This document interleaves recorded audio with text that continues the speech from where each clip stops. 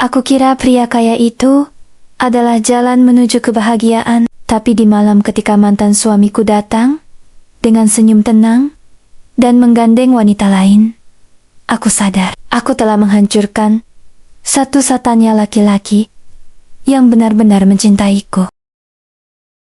Dulu aku percaya, hidupku akan selalu bahagia bersama suamiku, Arga.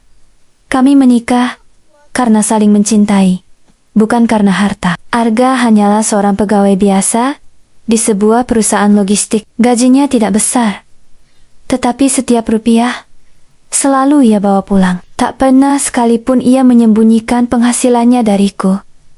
Setiap pagi ia bangun sebelum azan subuh. Ia membuatkan teh hangat untukku sebelum berangkat kerja. Bahkan ketika hujan deras mengguyur kota, ia tetap mengantarkanku ke tempat kerja menggunakan motor tuanya yang sering mogok. "Aku gak mau kamu kehujanan," katanya sambil tersenyum. Saat itu aku hanya mengangguk. Aku menganggap semua itu memang sudah kewajibannya sebagai suami. Aku tidak pernah benar-benar menghargainya. Aku mulai terbiasa menerima semua perhatian itu. Dan tanpa kusadari, aku mulai merasa bosan. Teman-temanku sering memamerkan kehidupan mereka di media sosial. Ada yang baru membeli mobil, ada yang liburan ke luar negeri, ada pula yang mendapat hadiah tas bermerek dari suaminya. Sementara aku masih tinggal di rumah kontrakan kecil, atapnya bocor. Ketika hujan, dindingnya mulai lembab. Motor kami bahkan harus didorong hampir setiap minggu. Aku mulai membandingkan hidupku dengan mereka. Setiap kali Arga pulang membawa senyum lelah, yang kulihat bukan lagi wajah suami yang bekerja keras. Yang kulihat hanyalah laki-laki yang menurutku gagal memberikan kehidupan mewah. Padahal tak sekalipun Arga berhenti berusaha. Suatu sore, sahabatku, Maya, datang berkunjung. Ia kini menikah dengan seorang pengusaha. Melihat rumah kontrakanku, ia tersenyum tipis. "Nat, kamu cantik. Sayang banget hidupmu begini." Aku hanya tertawa hambar. "Lihat aku sekarang." Ia menunjukkan foto villa, mobil, dan makan malam mewah. "Kamu masih muda. Masa mau hidup begini terus?" Ucapan itu terus terngiang. Malamnya aku menatap Arga yang tertidur kelelahan. Untuk pertama kalinya, aku bertanya dalam hati, apa aku salah memilih suami? Pertanyaan itu menjadi awal dari semuanya. Beberapa hari kemudian, kantorku kedatangan klien baru. Namanya Rendra. Penampilannya rapi. Jam tangannya mahal. Mobilnya membuat seluruh kantor menoleh. Ia murah senyum, pandai berbicara, dan yang paling berbahaya, ia membuatku merasa diperhatikan. "Bu Nadia, senyum Anda indah sekali." Kalimat sederhana itu membuat pipiku memanas. Sudah lama Arga tak pernah mengatakan hal seperti itu. Atau mungkin akulah yang sudah berhenti mendengarnya. Sejak hari itu, Rendra mulai sering menghubungiku. Awalnya hanya urusan pekerjaan, lalu makan siang bersama, kemudian obrolan malam. Aku mulai menyembunyikan ponselku dari Arga. Aku mulai tersenyum sendiri ketika menerima pesan. Dan untuk pertama kalinya dalam pernikahan kami, aku merasa sedang menyimpan sebuah rahasia. Aku tidak tahu bahwa satu langkah kecil itu akan menyeretku pada penyesalan terbesar dalam hidupku. Sejak hari itu, ponselku tak pernah benar-benar sepi. Setiap pagi selalu ada pesan dari Rendra. "Sudah sarapan? Jangan terlalu capek ya. Hari ini kamu cantik sekali." Kalimat-kalimat sederhana itu membuatku merasa menjadi wanita yang kembali diperhatikan. Berbeda dengan Arga, setiap pesannya hampir selalu sama. "Aku lembur. Jangan lupa makan. Maaf, pulang agak malam." Dulu, perhatian itu membuatku merasa aman. Kini, aku justru menganggapnya membosankan. Aku mulai menunggu notifikasi dari Rendra lebih daripada kepulangan suamiku sendiri. Tanpa kusadari, hatiku mulai berpindah sedikit demi sedikit. Dan perpindahan itu begitu halus, hingga aku menganggapnya bukan sebuah kesalahan. Suatu sore, Rendra mengajakku makan malam. Anggap saja ucapan terima kasih karena proyek kemarin berjalan lancar. Aku sempat ragu. Namun akhirnya, aku mengangguk. Aku mengirim pesan kepada Arga. Hari ini lembur ya. Jangan tunggu aku makan. Padahal, aku sedang duduk di restoran mewah, yang bahkan belum pernah kukunjungi bersama suamiku. Endra memesan makanan, tanpa melihat daftar harga. Ia bercerita tentang bisnisnya, tentang rame-rama mewah yang dimilikinya, tentang perjalanan ke berbagai negara. Aku mendengarkan dengan mata berbinar. Saat pulang, ia memberiku sekotak coklat mahal. Semoga harimu menyenangkan. Aku menerimanya. Dan malam itu, aku pulang membawa hadiah, sekaligus kebohongan pertamaku kepada suami. Ketika aku membuka pintu rumah, Arga sedang tertidur di sofa, masih mengenakan seragam kerjanya. Di atas meja, ada 2 piring makan. Salah satunya masih utuh. Ia ternyata tetap menungguku. Mendengar pintu terbuka, Arga terbangun. "Kamu sudah makan?" Aku mengangguk cepat. "Iya, makan sama teman kantor." Arga hanya tersenyum kecil. Syukurlah, tak ada pertanyaan lain. Tak ada kecurigaan. Ia hanya mengambil piring yang sudah dingin, lalu memanaskannya sendiri di dapur. Aku memandang punggungnya. Entah mengapa, aku justru merasa kesal. Dalam hati aku berkata, kenapa dia nggak pernah cemburu? Apa dia memang nggak peduli lagi sama aku? Padahal yang sebenarnya terjadi, Arga memilih percaya. Karena baginya, kepercayaan adalah pondasi rumah tangga. Hari-hari berikutnya berubah sangat cepat. Aku mulai sering keluar bersama Rendra, makan siang, ngopi, menghadiri acara perusahaan. Aku mulai mengenakan pakaian yang lebih mahal, parfum baru, tas baru. Semuanya ku beli dengan alasan bonus kantor. Arga hanya tersenyum. Asal kamu senang. Ia bahkan tak pernah melarangku bekerja. Tak pernah memeriksa isi ponselku, tak pernah bertanya berlebihan. Sikapnya yang lembut justru membuatku merasa semakin bebas. Aku mengira aku cukup pintar menyembunyikan semuanya. Aku tidak sadar, seseorang diam-diam telah melihat semuanya. Suatu sore, saat aku dan Rendra keluar dari sebuah kafe, aku melihat seseorang berdiri di seberang jalan. Hanya sesaat, sosok itu mengenakan helm hitam. Tubuhnya sangat mirip Arga. Jantungku berdegup kencang. Namun, ketika kulihat lagi, orang itu sudah pergi. Aku menghela napas panjang. Mungkin cuma perasaanku. Aku kembali masuk ke mobil Rendra, tanpa mengetahui orang yang berdiri di seberang jalan itu memang Arga. Ia melihat semuanya. Ia melihat istrinya tersenyum kepada pria lain. Namun, ia memilih pergi tanpa membuat keributan. Tanpa satu kata, tanpa satu air mata yang terlihat. Karena di dalam hatinya, sesuatu mulai berubah.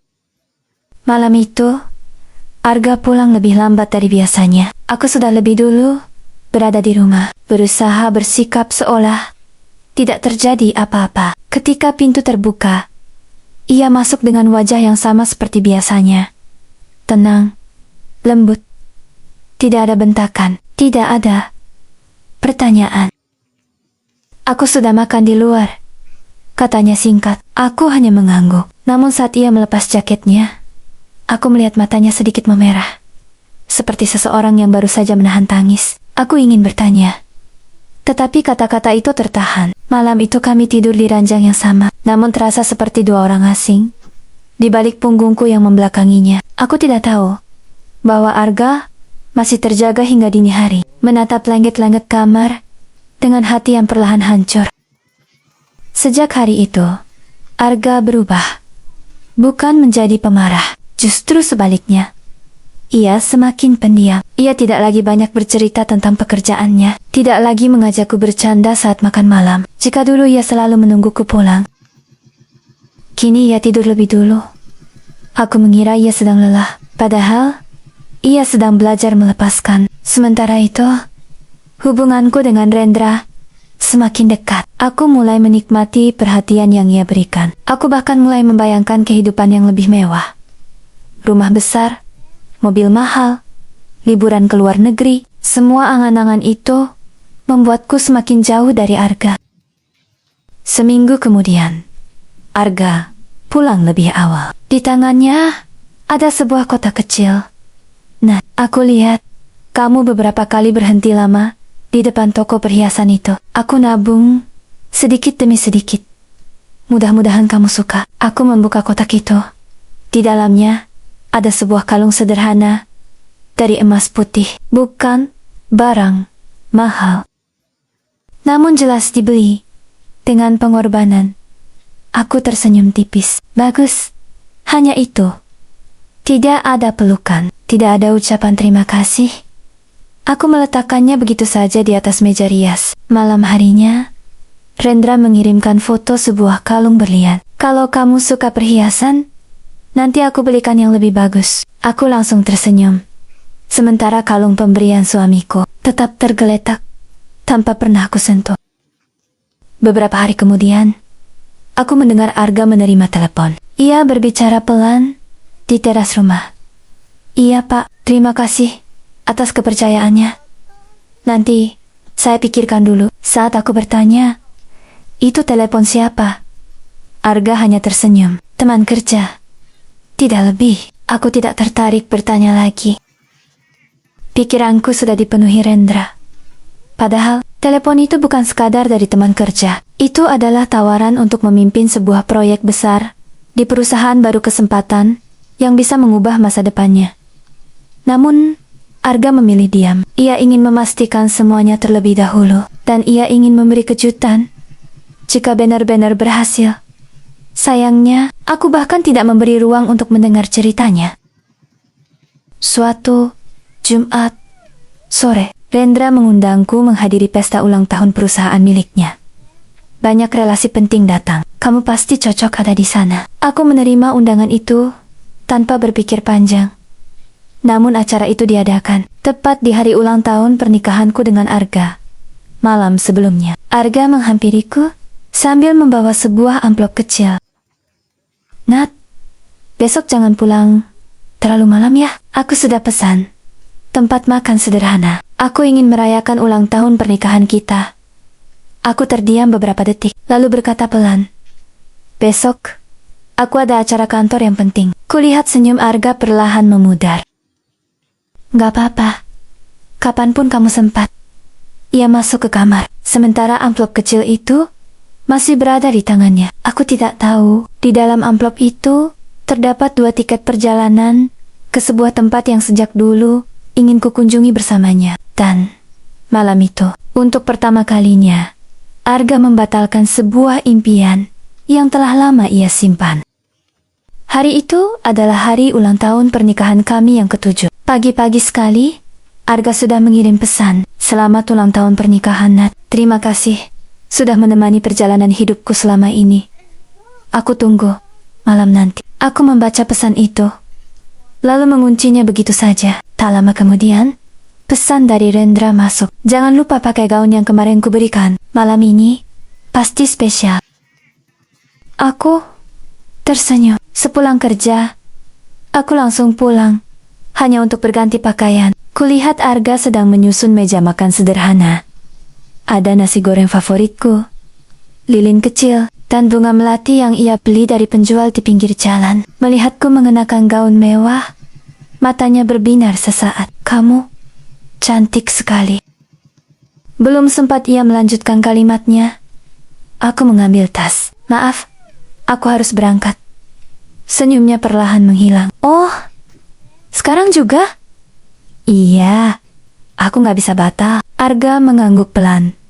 Semoga acaranya lancar. Tak ada nada kecewa, hanya suara yang terdengar sangat lelah.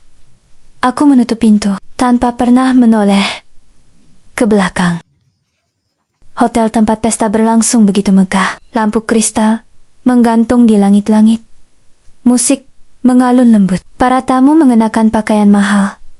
Rendra menyambutku dengan senyum lebar. Kamu benar-benar paling cantik malam ini. Ia menggandengku. Memasuki aula, banyak orang mengira kami pasangan.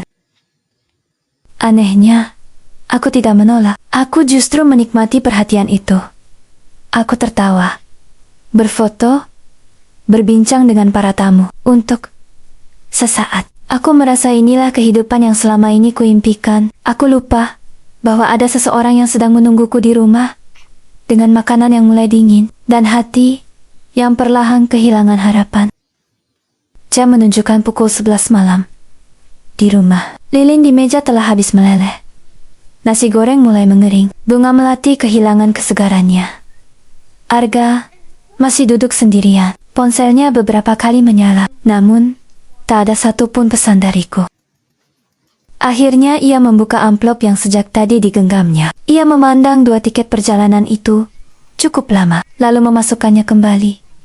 Dengan tangan gemetar, ia mengambil ponsel, mengetik sebuah pesan. Semoga kamu bahagia malam ini. Ia membaca ulang, kemudian menghapusnya. Tak ada pesan yang dikirim, karena ia sadar orang yang ingin mendengarnya sudah tidak lagi banner-banner hadir dalam rumah tangga mereka. Pesta hampir selesai. Rendra mengajakku ke balkon hotel. Angin malam berembus pelan. Kamu tahu, Nat, aku belum pernah bertemu wanita setangguh kamu. Aku tersenyum. Lalu kenapa? Kamu masih bertahan dengan hidup yang biasa saja. Pertanyaan itu membuatku terdiam. Rendra melangkah lebih dekat. Kalau suatu hari nanti kamu memilih jalan hidup yang berbeda, aku akan ada. Aku tidak menjawab, namun aku juga tidak menjauh. Saat itulah, seseorang tanpa sengaja mengambil foto kami dari kejauhan. Bukan paparazi, bukan wartawan, melainkan seorang rekan lama Arga yang sedang menghadiri acara di hotel yang sama. Ia mengenali wajahku dan wajah Rendra tanpa banyak bicara. Ia menyimpan foto itu. Keesokan paginya, aku bangun lebih siang dari biasanya. Arga sudah berangkat bekerja. Di meja ruang tamu ada sebuah amplop putih. Di atasnya tertulis dengan rapi, "Untuk Nadia." Aku sempat mengambilnya, namun ponselku berbunyi. Rendra mengajakku makan siang. Tanpa berpikir panjang, aku meletakkan kembali amplop itu, lalu bergegas keluar rumah. Aku tidak tahu, di dalam amplop itu terdapat sepucuk surat tulisan tangan Arga. Surat yang berisi seluruh isi hatinya. Tentang cintanya, tentang rasa kecewanya, dan tentang sebuah keputusan besar yang mulai ia pertimbangkan. Sementara aku masih sibuk mengejar kebahagiaan yang tampak berkilau dari kejauhan. Tanpa sadar, aku sedang berlari menuju kehancuranku sendiri. Siang itu, Arga sedang bekerja ketika ponselnya bergetar. Pesan itu datang dari Bima, sahabat lamanya. Hanya ada satu kalimat. "Maaf, Kak.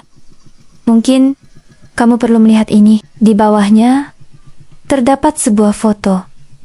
Foto diriku bersama Rendra, berdiri sangat dekat di balkon hotel. Tatapan kami seolah hanya ada untuk satu sama lain. Arga memandang foto itu lama sekali. Tangannya gemetar, namun tidak ada teriakan. Tidak ada amarah. Ia hanya menarik napas panjang, lalu mengunci layar ponselnya. Rekan kerjanya yang melihat wajah Arga langsung menghampiri. "Kamu nggak apa-apa?" Arga tersenyum tipis. "Iya. Hanya saja, aku baru sadar, ternyata mempertahankan seseorang yang sudah tidak ingin bertahan adalah hal yang paling melelahkan." Kalimat itu membuat semua orang terdiam. Sore harinya, aku pulang ke rumah. Entah mengapa, pandanganku langsung tertuju pada amplop putih yang masih berada di atas meja. Aku membukanya. Di dalamnya ada surat tulisan tangan Arga. Tulisan yang sangat rapi. "Nadia, kalau suatu hari nanti kamu membaca surat ini, mungkin aku sudah tidak sanggup lagi berpura-pura bahwa semuanya baik-baik saja. Aku tahu, akhir-akhir ini kamu semakin jauh. Aku tidak pernah memeriksa ponselmu karena aku memilih percaya.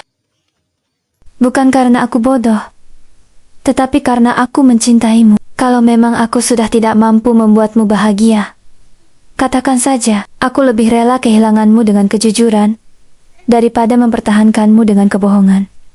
Tanganku mulai bergetar. Untuk pertama kalinya, hatiku terasa sesak, namun egoku masih berbisik, "Dia hanya terlalu berlebihan." Aku melipat kembali surat itu, seolah belum memahami makna setiap kalimatnya. Beberapa hari kemudian, aku makan siang bersama Rendra, seorang pelayan, tanpa sengaja menumpahkan sedikit minuman ke jas mahalnya. Aku terkejut melihat perubahan wajah Rendra. Kerja pakai mata, bentaknya keras. Seluruh restoran mendadak sunyi. Pelayan muda itu berkali-kali meminta maaf, namun Rendra terus memarahinya, bahkan mengancam akan membuatnya dipecat. Aku hanya terdiam. Ini pertama kalinya aku melihat sisi lain dirinya. Saat keluar dari restoran, aku berkata pelan, "Kasihan pelayannya." Rendra tertawa kecil. "Kalau mereka nggak disiplin, memang harus dikerasin." Jawaban itu membuat dadaku terasa tidak nyaman. Aku mulai bertanya-tanya, apakah pria yang selama ini kupuja benar-benar sebaik yang kubayangkan? Malam itu, aku pulang lebih awal. Rumah terasa sepi. Di atas meja kerja Arga, terdapat sebuah map yang belum sempat disimpan. Awalnya aku tidak berniat membukanya, namun rasa penasaran mengalahkan segalanya. Aku membuka map itu perlahan. Mataku langsung membelalak. Di dalamnya terdapat surat pengangkatan jabatan. Mulai bulan depan, Arga resmi menjadi direktur operasional di perusahaan baru tempat ia bekerja. Gajinya naik hampir 5 kali lipat. Selain itu, perusahaan juga menyediakan rumah dinas, mobil, dan berbagai fasilitas lain. Aku terduduk lemas. Semua impian yang selama ini kuanggap mustahil, ternyata sedang dipersiapkan Arga dalam diam. Bukan karena ia tidak mampu, melainkan karena ia ingin memberiku kejutan. Setelah semuanya benar-benar pasti, air mataku hampir jatuh. Namun, sebelum sempat kupikirkan lebih jauh, ponselku berbunyi. Pesan dari Rendra. "Malam ini ikut ada pesta lagi." Aku menatap surat pengangkatan itu, lalu menatap layar ponsel, dan aku tetap memilih pergi. Keputusan yang kelak akan menjadi penyesalan terbesarku. Malam itu, Arga tidak pulang ke rumah. Bukan karena lembur. Ia duduk sendirian di dalam mobil perusahaan yang baru diberikan kepadanya. Surat, foto, kenangan, semuanya ia letakkan di kursi sebelah. Ia menatap langit yang gelap, lalu menghubungi seseorang. "Pak, saya menerima penugasan ke kantor pusat.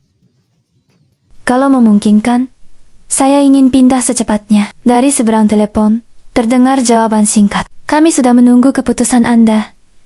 Arga menutup telepon. Untuk pertama kalinya, ia berhenti berharap Nadia akan berubah. Di saat yang sama, aku sedang tertawa di sebuah pesta bersama Rendra, tanpa mengetahui malam itu adalah malam terakhir Arga memutuskan untuk memperjuangkan rumah tangga kami. Dan mulai dari sini, bukan lagi tentang seorang suami yang memohon untuk dicintai, melainkan tentang seorang pria yang bangkit, membalas luka dengan kesuksesan, harga diri, dan kehidupan baru. Lalu keesokan paginya, aku terbangun dan mendapati sisi ranjang Arga kosong. Kupikir ia hanya berangkat lebih awal seperti biasa. Namun, saat membuka lemari, beberapa kemeja kerjanya telah hilang. Laptopnya juga tidak ada. Di meja makan, hanya tersisa secangkir kopi yang sudah dingin, dan secari kertas kecil. "Aku harus berangkat lebih dulu. Jaga dirimu baik-baik." Hanya itu. Tidak ada kata sayang. Tidak ada emotikon. Tidak ada kebiasaan kecil yang selalu ia lakukan. Entah mengapa, rumah yang biasanya terasa biasa saja, mendadak terasa sangat sepi. Aku mencoba menghubunginya. Pesanku hanya dibaca, tak ada balasan. Untuk pertama kalinya, akulah yang menunggu. Di kota lain, Arga memulai hidup yang benar-benar baru. Ia resmi menempati jabatan direktur operasional. Ruang kerjanya luas. Tim menyambutnya dengan hangat. Mobil dinas baru telah menunggu. Rumah dinas yang bersih dan nyaman sudah disiapkan perusahaan. Namun, tak ada senyum kemenangan di wajahnya. Saat semua orang mengucapkan selamat, yang terlintas di pikirannya justru Nadia. Seandainya semua ini datang sedikit lebih cepat. Ia menghela napas, lalu menyimpan foto pernikahan mereka ke dalam laci meja. Bukan untuk dikenang setiap hari, melainkan sebagai pengingat bahwa kebaikan tidak selalu dibalas dengan kesetiaan. Sejak hari itu, Arga memilih fokus pada pekerjaannya. Ia berhenti menunggu pesan, berhenti berharap, dan mulai membangun kembali harga dirinya. Sementara itu, hubunganku dengan Rendra mulai berubah. Ia semakin sering membatalkan janji. Pesan-pesannya tak lagi sehangat dulu. Suatu sore aku menunggunya hampir 2 jam di sebuah kafe. Ketika akhirnya datang, ia bahkan tidak meminta maaf. Maaf ya, tadi sibuk. 5 menit kemudian, ponselnya berbunyi. Ia langsung tersenyum membaca pesan itu. Tanpa sadar aku melirik. Nama seorang wanita muncul di layar. Sayang, dadaku berdegup kencang. Itu siapa? Rendra buru-buru mengunci ponselnya. Hanya urusan pribadi. Jawabannya singkat, dingin, dan untuk pertama kalinya, aku merasakan bagaimana rasanya diabaikan. Perasaan yang mungkin selama ini dayam-dayam dirasakan Arga. Beberapa minggu kemudian, Maya datang ke rumah. Nat, kamu dengar kabar Arga belum? Aku menggeleng. Memangnya kenapa? Maya tersenyum tipis. Dia pindah ke perusahaan besar. Katanya, sekarang jabatannya tinggi. Gajinya juga luar biasa. Aku mematung. Tunggu. Arga? Iya, bahkan kemarin fotonya masuk majalah bisnis daerah. Maya menunjukkan artikel itu di ponselnya. Kulihat Arga berdiri mengenakan jas biru tua. Senyumnya tenang. Tatapannya jauh lebih percaya diri. Di bawah fotonya tertulis, Direktur Operasional Termuda yang berhasil meningkatkan kinerja perusahaan dalam waktu singkat. Aku menelan ludah. Tiba-tiba teringat surat pengangkatan yang pernah kubaca dan keputusan bodoh yang kuambil malam itu. Penyesalan kecil mulai tumbuh. Namun egoku masih berkata, masih belum terlambat. Suatu akhir pekan, aku pergi ke sebuah pusat perbelanjaan. Niatku hanya ingin membeli beberapa kebutuhan. Namun langkahku tiba-tiba terhenti. Di lantai dasar, aku melihat sosok yang sangat kukenal. Arga. Ia mengenakan setelan kasual yang rapi. Wajahnya tampak lebih segar, lebih percaya diri. Ia sedang berbicara dengan beberapa rekan bisnis. Semua orang menghormatinya. Aku hampir memanggil namanya, namun langkahku terhenti. Karena di samping Arga, berdiri seorang wanita anggun. Mereka sedang berbincang sambil tersenyum. Wanita itu menyerahkan sebuah map. Arga menerimanya dengan sopan. Mereka lalu berjalan berdampingan menuju ruang pertemuan. Dadaku terasa sesak. Entah mengapa, aku merasakan sesuatu yang belum pernah kurasakan sebelumnya. Takut kehilangan seseorang yang selama ini selalu menungguku. Dan kini mungkin sudah mulai berjalan tanpa diriku. Sejak pertemuan tak sengaja itu, bayangan Arga terus memenuhi pikiranku untuk pertama kalinya. Setelah sekian lama, aku membuka kembali album foto pernikahan kami. Foto-foto sederhana. Tak ada gedung mewah, tak ada pesta megah, hanya senyum tulus kami berdua. Aku menangis pelan, lalu membuka kotak kecil di meja rias. Kalung sederhana yang pernah diberikan Arga masih ada di sana. Masih mengilap, masih terbungkus rapi.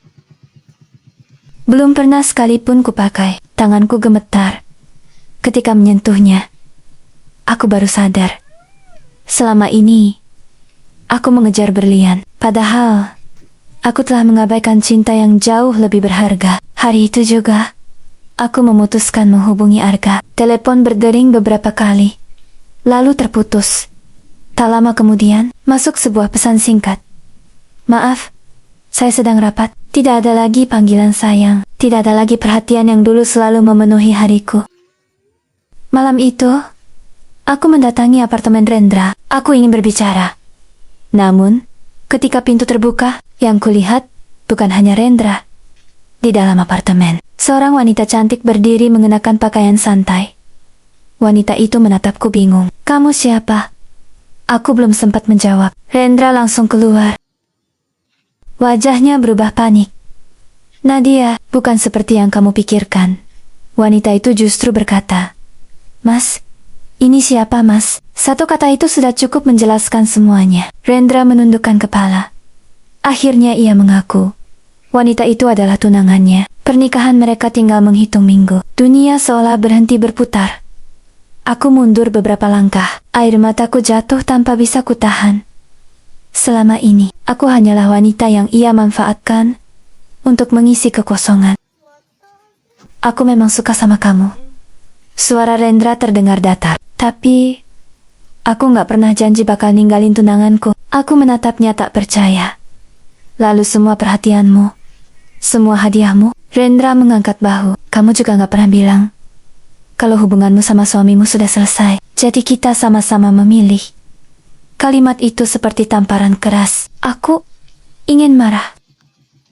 Namun, aku tidak punya hak karena aku sendiri telah mengkhianati seseorang yang setia menungguku di rumah. Aku pergi dari apartemen itu dengan langkah gontai.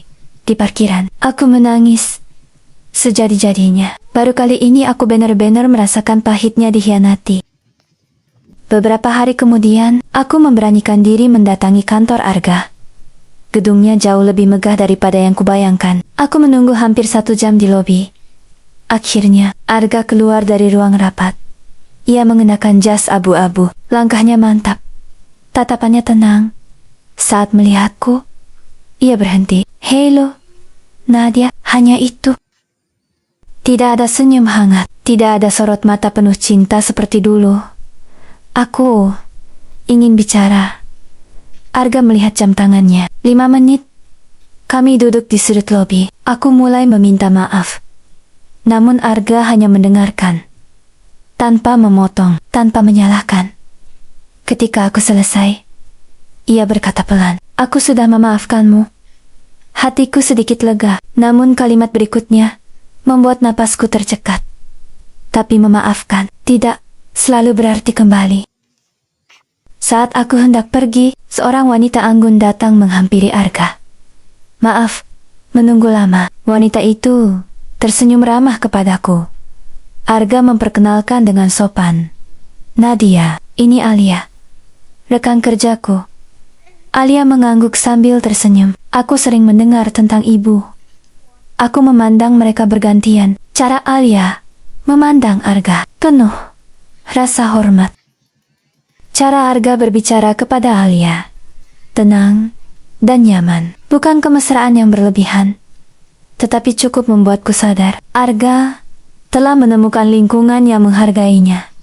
Dan mungkin seseorang yang mampu melihat nilai dirinya sejak awal. Saat mereka berjalan menuju lift, aku hanya mampu berdiri mematung. Dulu, orang yang selalu berjalan di samping Arga adalah aku. Kini, posisi itu mulai diisi oleh orang lain. Dan untuk pertama kalinya, aku benar-benar merasa kehilangan.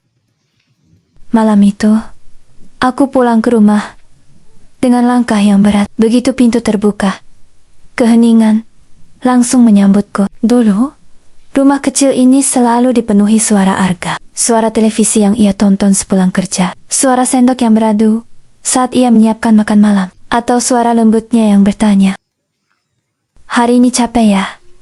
Kini, tak ada lagi semua itu. Aku membuka lemari dapur.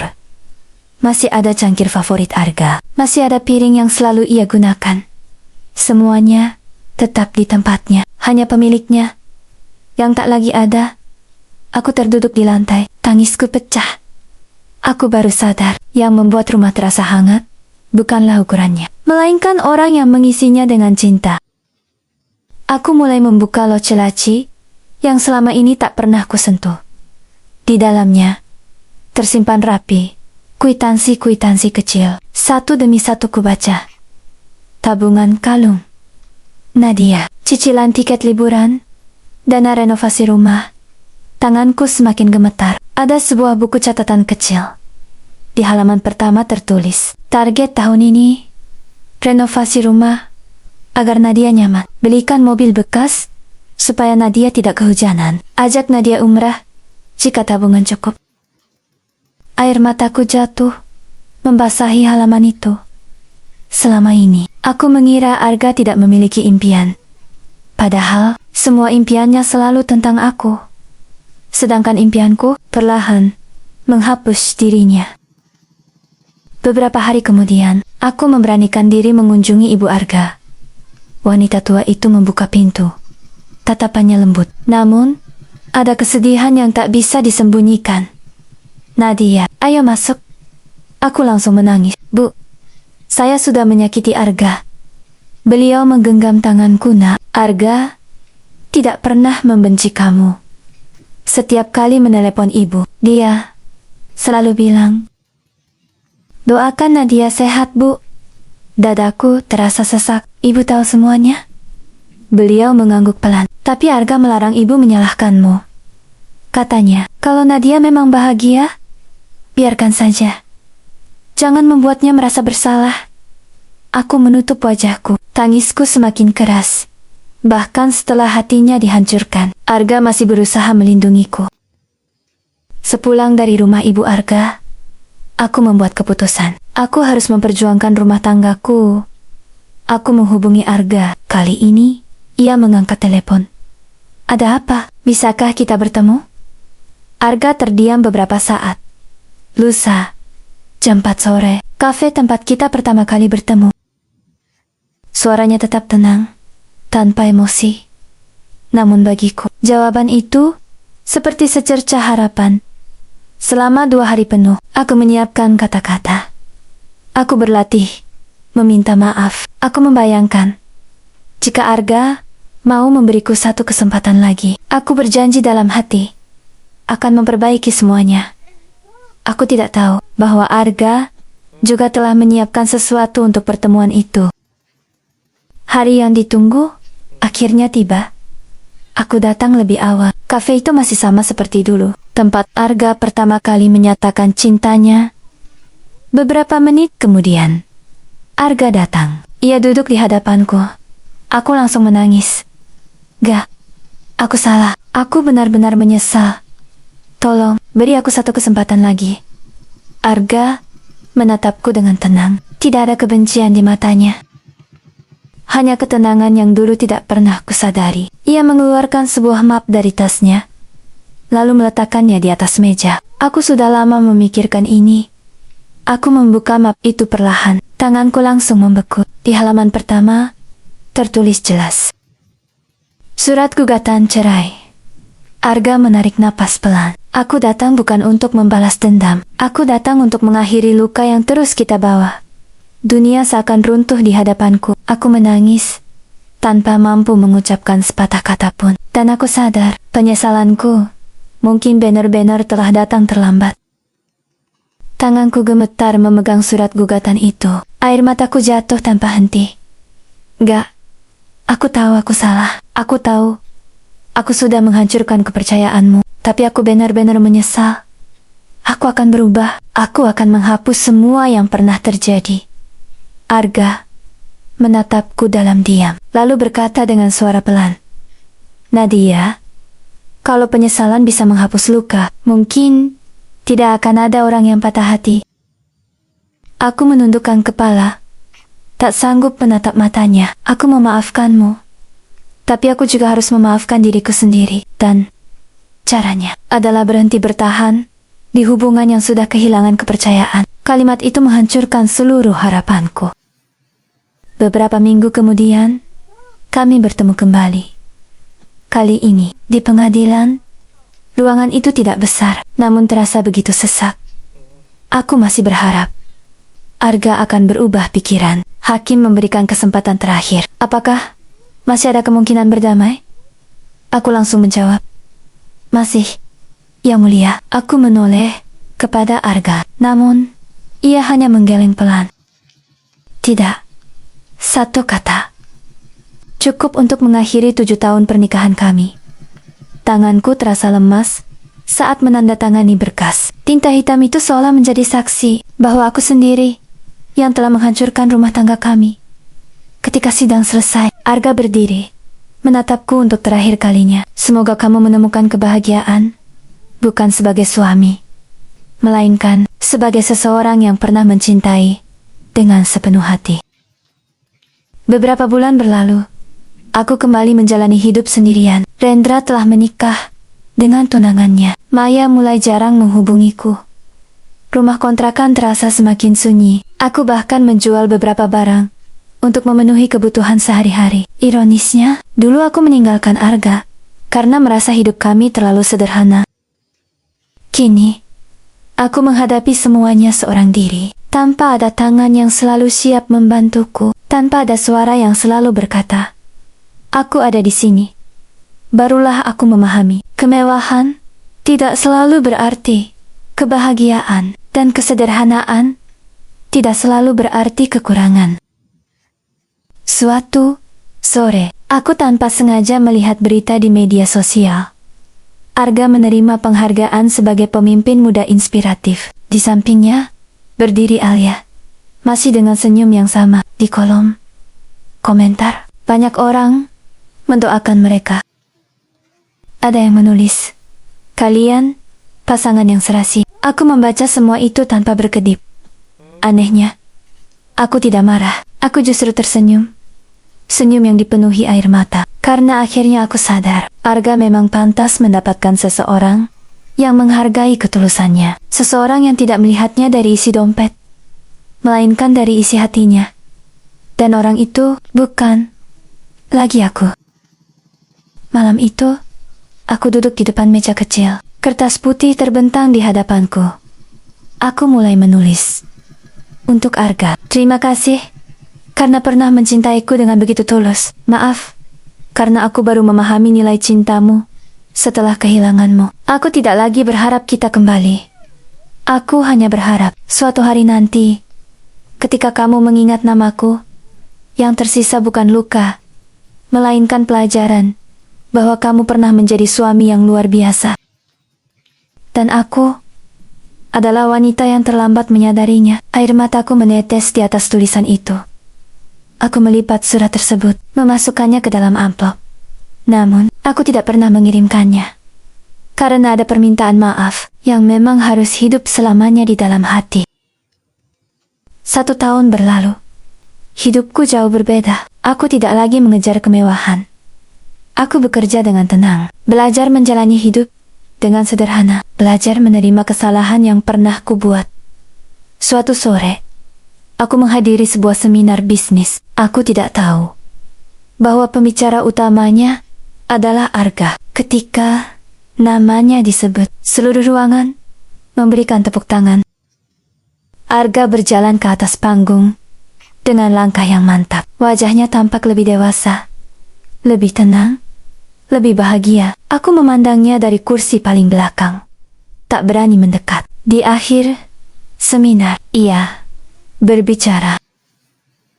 Kesuksesan bukan hanya tentang menjadi lebih kaya, tetapi juga tentang belajar menghargai diri sendiri dan orang-orang yang pernah tulus mencintai kita. Kalimat itu membuat dadaku sesak. Entah itu ditujukan untuk siapa. Namun aku merasa akulah orang yang paling pantas mendengarnya. Setelah acara selesai, aku melihat Arga keluar dari aula. Di depan gedung, Alia sudah menunggunya. Wanita itu tersenyum hangat. Arga membalas senyum itu. Kemudian, Alia menggandeng tangan Arga. Bukan dengan kemewahan, bukan dengan pamer, melainkan dengan ketulusan yang dulu pernah diberikan Arga kepadaku. Aku memperhatikan dari kejauhan. Air mataku kembali jatuh. Namun kali ini, aku tidak merasa iri. Aku hanya merasa lega, karena akhirnya ada seseorang yang menjaga hati Arga sebagaimana seharusnya. Aku mengumpulkan keberanian. Arga, ia menoleh. Senyumnya tetap sopan. "Apa kabar, Nadia?" "Baik," aku menarik napas panjang. "Terima kasih. Dulu kamu pernah menjadi suami terbaik. Dan maaf, karena aku baru menyadarinya setelah semuanya berakhir." Arga tersenyum tipis.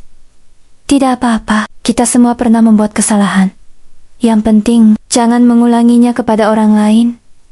Aku mengangguk. Tak ada lagi air mata yang kutahan. Karena untuk pertama kalinya, aku menerima kenyataan sepenuhnya. Malam itu, aku pulang. Kubuka laci meja. Amplop yang selama setahun kusimpan masih berada di sana. Surat yang tak pernah kukirim. Kubaca sekali lagi. Lalu, kubawa ke halaman rumah. Dengan tangan gemetar, kubakar surat itu. Api perlahan melahap setiap kata, setiap penyesalan, setiap harapan yang sudah tak mungkin kembali. Aku memejamkan mata. Selamat tinggal, Arga. Terima kasih pernah mencintaiku. Abu surat itu terbang bersama angin malam. Dan bersama abu itu, aku melepaskan masa lalu. Banyak orang berkata, kesalahan terbesar dalam hidup adalah gagal meraih impian. Tetapi bagiku, kesalahan terbesar adalah tidak menghargai seseorang ketika ia masih berada di samping kita. Aku pernah meninggalkan seorang suami yang sederhana karena aku mengira rumput di halaman orang lain selalu lebih hijau. Aku mengejar kemewahan. Aku mengejar pujian, aku mengejar kehidupan yang terlihat sempurna. Namun ketika semuanya runtuh, barulah aku mengerti. Orang terkaya bukanlah yang memiliki rumah paling besar, melainkan orang yang pulang ke rumah dan disambut oleh hati yang tulus. Dan aku pernah memiliki semua itu.